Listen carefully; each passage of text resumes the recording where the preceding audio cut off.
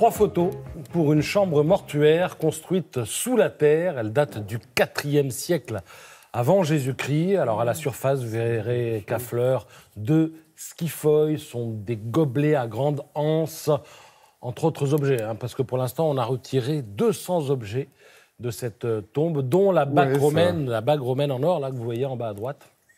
Ouais. Alors, justement, ce trésor vient d'être mis à jour en Corse.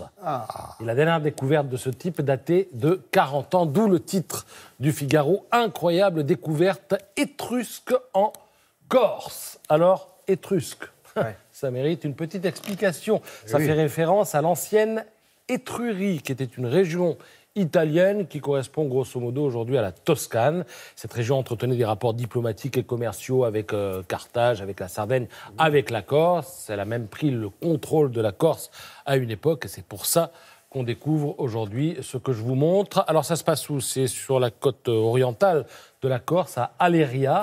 D'ailleurs, sachez qu'à Aleria, il y a un musée qui dispose d'une collection de 4000 objets qui témoignent de cette période historique, parce qu'on avait retrouvé 179 tombes dans les années 60 et 70, avec déjà des trésors de ce type. C'est pas illogique que ce soit ce lieu à Aleria, en fait.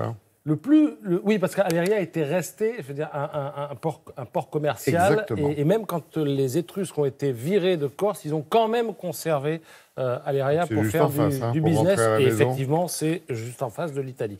Alors, il y en a un qui a été surpris, c'est le proprio du terrain. Parce que lui, il achète le terrain, il fait les plans de sa future maison, il soumet le projet à la direction régionale des affaires culturelles, qui lui dit « Écoutez, c'est la routine, on va faire une petite fouille préventive, et là, patatras ». Donc la maison, il est allé la construire, mais à 100 mètres de là, il a pu quand même la construire. Dans le Figaro, un article intitulé « Échille, censuré par les antiracistes ». Alors, l'histoire. Le 25 mars, donc tout récemment, le metteur en scène Philippe Brunet devait présenter Les suppliantes d'Échille. C'est à la Sorbonne. La pièce met en scène des Grecs supposés blancs et des Danaïdes venus d'Égypte à la peau noire. Alors, l'usage de masques et de maquillage noir par une troupe d'acteurs blancs dans le cadre de cette représentation a été considéré comme une manifestation raciste par certains étudiants. Cela fait référence à ce qu'on appelle le blackface, c'est-à-dire c'est un procédé qui consistait au XVIIIe à exhiber des noirs en les moquant pour amuser les blancs, ou alors à prendre des acteurs blancs et à les grimer en noir également pour se moquer.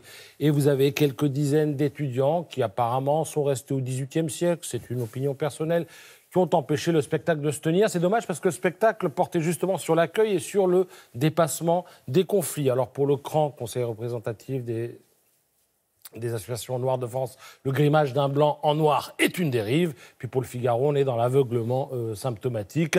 La troupe, quant à elle, a bossé pendant 1 an pour rien.